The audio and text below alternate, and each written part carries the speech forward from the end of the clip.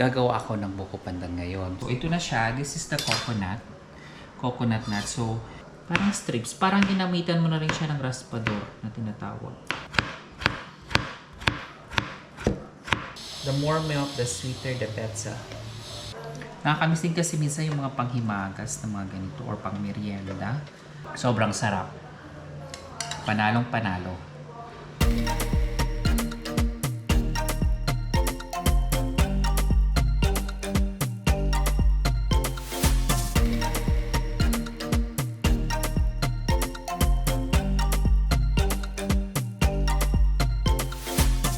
Hello mga kagana, kamusta po kayong lahat? Welcome po sa ating another vlog. So, dito naman po tayo ngayon sa kusina kasi magluluto ako ng gelatin na may buko pandan. Kasi gagawa ako ng buko pandan ngayon. So, ay nagpakulo na ako ng tubig para mas madali. Ang ginagawa ko kasi kapag nagbubuko pandan ako, mas madali kasi na magpakulo na lang ng tubig gamit ang heater para hindi masyadong masayang yung ating kaas. So ito, meron akong Mr. Gulaman. Ihahalo ko muna siya sa tubig. Yes, ayan. Kasi mas maganda siya kapag nahalo siya sa tubig tapos tutunawin na lang. Ayan. Yun ang ginagawa ko. Kasi kanina bumili ako ng buko, so para ako gusto kong magbuko pandan. Kasi matagal na akong hindi nakapag ng buko pandan. So ayan. Pero bago ko to anuhin, nilalagyan ko muna ng konting asukal. Para medyo manamis-tamis. So 1.5 liters yan. Nilalagay ko nito. Pinagamitan ko talaga ng whisk kasi para mas lalo siyang ma-mekos-mekos. Basta you need to follow the instruction. Pag gumulo na yan, okay na yan. Tapos dito lang natin nilalagay sa ating lanyera. So mainit na nga yung luto. Okay na nga itong ating buko pandan mixture. So ibubuhos lang siya dyan. Oops. Umuusok-usok. So ayan, nagawa na natin yung ating gulaman. Ang gagawin na lang natin is palalamigin hanggang sa tumigas siya. So ayan. So, ang gagawin ko na naman ngayon is i-prepare yung ating buko. Kasi nga, kailangan pa siyang hiwain. Wala kasi dito yung ano ba yung tawag? Yung raspador sa amin. So, ayan siya. So, ang gagawin ko dyan is hihiwain ko siya into strips. Tapos, yun yung gagamitin nating pang buko para mamaya. So, hindi ko pa siya mahalo ngayon. So, ang gagawin ko lang is hihiwain ko lang siya. Pagkatapos kong hiwain is ilalagay sa fridge. After that, palalamigin. Kasi para mamaya is ihahalo-halo ko na lang siya. So ito yung chopping board. Ayan. So hihiwain ko na lang yan siya. So make sure na yung kamay nyo is malinis kapag hiniwa-hiwa nyo siya. Or you wash your hands. So ito na siya. This is the coconut. Coconut nut. So this is the coconut meat. So, medyo matigas. So, mas prefer ko kasi yung ganito. Hiwain mo lang siya. Yung sa gitna. Mas okay kung i-layer mo siya. Mas marami. Kasi para mas madali.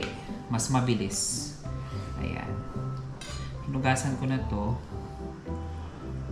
Ayan. Mas masarap kasi pag medyo yung buko is medyo matigas. Kasi makakagat mo pa siya or ganun. So hiwain mo lang siya to small pieces. Ayan, parang strips, parang ginamitan mo na rin siya ng raspador na tinatawag.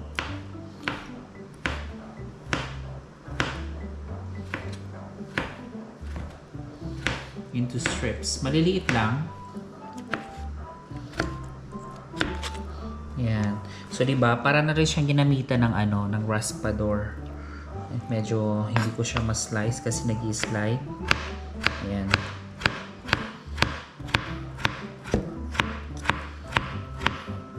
Yeah, so that's it. Tignan nyo naman. It's a perfect buko.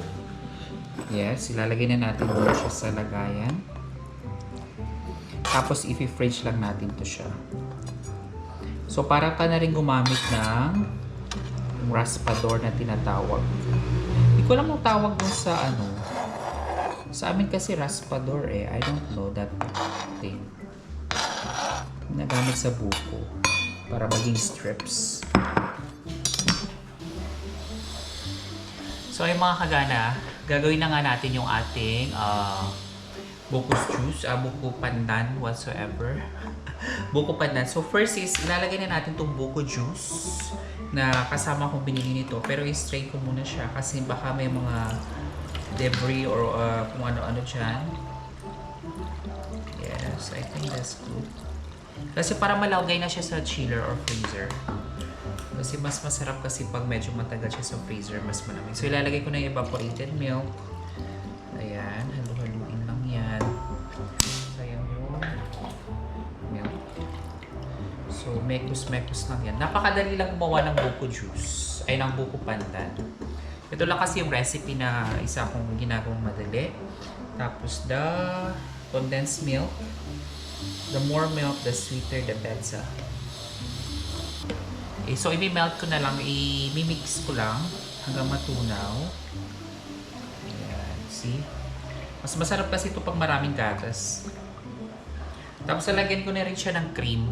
So nilipat ko dito yung nakaraan yung cream na binili ko. Whipping cream. Para mas masarap and more yummy. Mas okay ata to. Mas mamimix siya. Ayan. Much better yung whisk. Wire whisk. Kasi mas nakahalo. Then after that, talagyan ko siya ng konting vanilla extract, essence, black vanilla. Para may konting bango or amoy. Don't put too much kasi mapait siya. Ayan, mabango na. Something ganun lang. After nga ma-mix is ilalagay na natin itong ating coconut meat. Ayan. Medyo marami yung nabili kong coconut meat ngayon. Ayan. Ganyan naman. Actually, ready to eat na to siya. Yes, that's all. That's the delicious buko pandan. Ito na nga yung ating jelly, yung ating buko pandan jelly. So, matigas na siya. Ayan, oh. Hindi na siya watery. So, i-slice lang natin siya ng maliliit. Ayan. Actually, hindi siya visible. So, cubes lang to siya. Madali lang to siyang hiwain. Tapos, ayan. Mas maliliit kasi, mas okay din. Kasi para mas marami kang mailagay dun sa iyong buko pandan na yung mixture kanina. So, ayan. Itong isa, tigas na rin. So, hiwain mo yan. Ayan. See? Ganyan lang yan.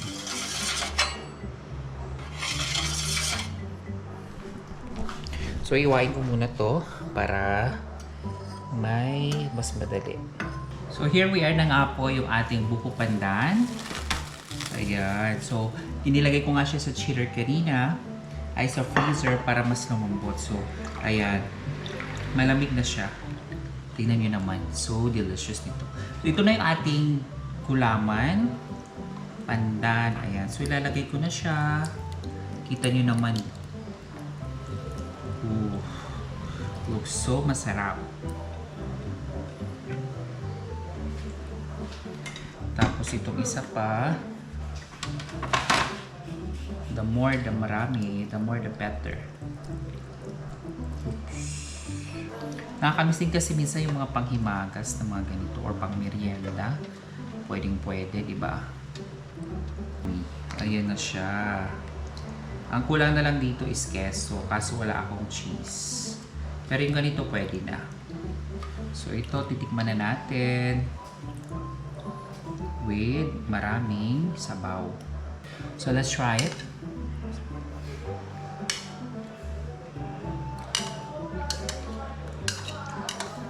Sobrang sarap. Panalong panalo.